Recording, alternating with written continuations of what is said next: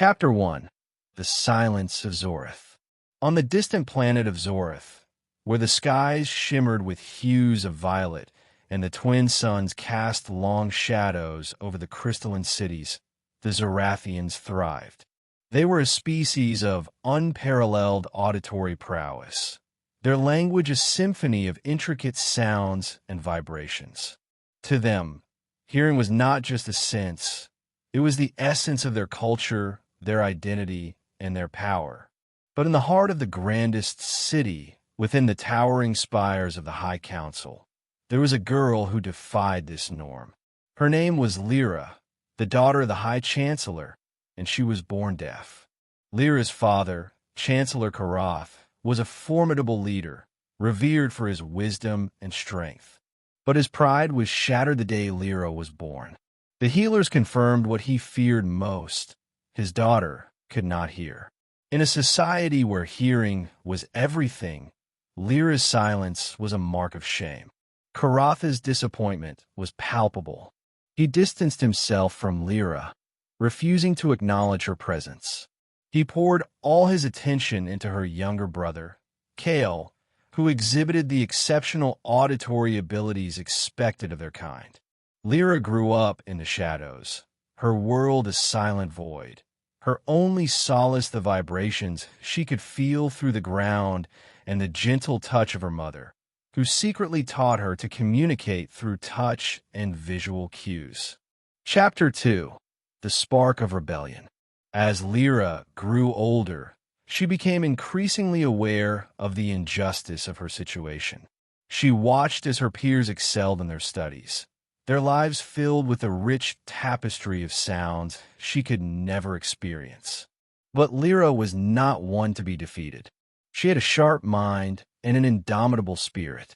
She taught herself to read lips and developed her own form of sign language, a silent rebellion against the society that had rejected her. One day, while exploring the forbidden archives of the High Council, Lyra stumbled upon an ancient text. It spoke of a time before the Zorathians relied solely on their hearing, a time when they communicated through a combination of sound and light. The text hinted at a lost technology, a device that could translate light into sound and vice versa. Lyra's heart raced with excitement. If she could find this device, she could prove that there was more to communication than just hearing. But her discovery did not go unnoticed. Kale, ever the dutiful son, had been watching her. He reported her actions to their father, who was furious. Karath confronted Lyra, his voice a thunderous roar that she could not hear but could feel in the vibrations of the floor beneath her feet. "You dare defy our ways?" he signed, his hands moving with sharp, angry gestures.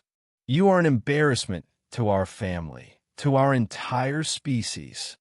Lyra stood her ground, her eyes blazing with defiance. "I am not an embarrassment," she signed back. "I am different, and that is not a crime. I will prove that there is more to our world than just sound."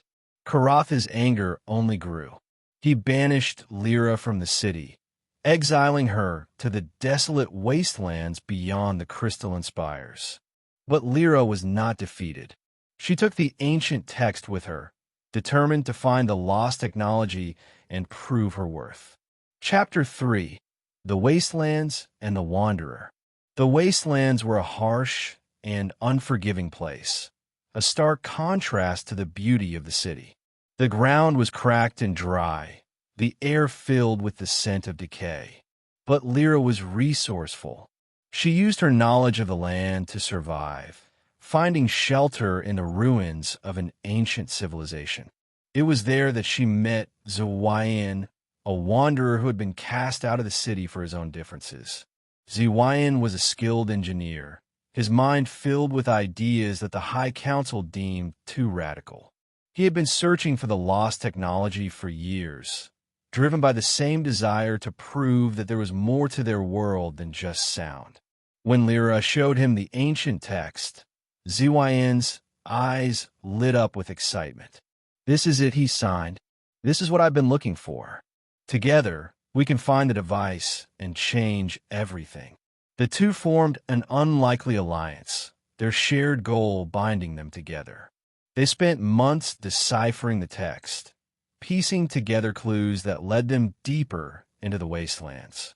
Along the way, they faced countless challenges: vicious predators, treacherous terrain, and the ever-present threat of the High Council's enforcers, who had been sent to bring Lyra back. But Lyra and ZYN were determined. They pushed forward, their bond growing stronger with each passing day. Lyra found in ZYN a kindred spirit, someone who saw her not as a defect, but as a person of value. And ZYN found in Lyra a strength and resilience that inspired him to keep going, even when the odds seemed insurmountable. Chapter 4: The Lost City. Their journey led them to the ruins of an ancient city, hidden deep within the wastelands. The city was a marvel of forgotten technology, its buildings constructed from material that shimmered like liquid light. At the center of the city stood a towering structure, its surface covered in intricate patterns that pulsed with a faint glow. Lyra and ZYN approached the structure with caution, their hearts pounding with anticipation. As they drew closer, they realized that the patterns were a form of writing, a language that combined light and sound. Lyra's hands trembled as she traced the patterns, her mind racing to decipher their meaning. "It's a map," she signed to ZYN. "It's showing us the way to the device." They followed the map through the labyrinthine corridors of the structure, their path illuminated by the glowing patterns. Finally, they reached a chamber filled with strange machinery. At the center of the chamber was a pedestal, and on the pedestal rested the device, a small, crystalline object that seemed to hum with energy. Lyra reached out and picked up the device, her heart swelling with hope. But as soon as she touched it, the chamber began to shake, the walls closing in around them. The High Council's enforcers had Chapter 5, The Final Stand. The enforcers burst into the chamber, their weapons trained on Lyra and ZYN. But Lyra was not afraid. She held the device in her hands, her eyes locked on the leader of the enforcers, her brother, Kale. "Kale," she signed, her hands moving with urgency. "This device can change everything. It can show our people that there is more to communication than just sound. We don't have to be bound by the limitations of our senses." Kale hesitated, his eyes flickering with uncertainty. He had always been loyal to their father, but deep down, he had always felt a pang of guilt for the way Lyra had been treated. He looked at the device, then at Lyra, and made his decision. "Stand down," he ordered the enforcers. "Let her go." The enforcers lowered their weapons, and Lyra and ZYN made their escape.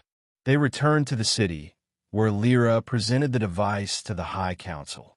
She demonstrated its power, showing how it could translate light into sound and sound into light, bridging the gap between the hearing and the deaf. The council was stunned. They had never imagined such a thing was possible. But Lyra's father, Karath, remained unmoved. He saw the device as a threat to their way of life, a challenge to his authority. "You think this changes anything?" he signed, his hands trembling with anger. "You think this makes you equal to us?" Lyra looked at her father, her eyes filled with a mixture of sadness and determination. "I don't need to be equal to you," she signed. "I just need to be heard." Chapter 6: A New Dawn.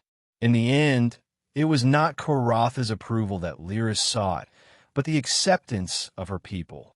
The device sparked a revolution, challenging the Zorathians to rethink their values and embrace a new way of communication. Lyra became a symbol of change, a beacon of hope for those who had been marginalized and rejected. Karath, unable to accept the changing times, stepped down from his position as High Chancellor. Kale took his place, vowing to lead their people into a new era of inclusivity and understanding. As for Lyra, She found her place in the world, not as a defect, but as a pioneer. She continued to explore the possibilities of the device, pushing the boundaries of what was possible. And though she could still not hear a word, she had found her voice, a voice that resonated not through sound, but through the light of her spirit. In the end, Lyra's silence was not a weakness, but a strength. It was a reminder that true communication transcends the limitations of the senses, and that even in a world that seeks to silence you, there is always a way to be heard.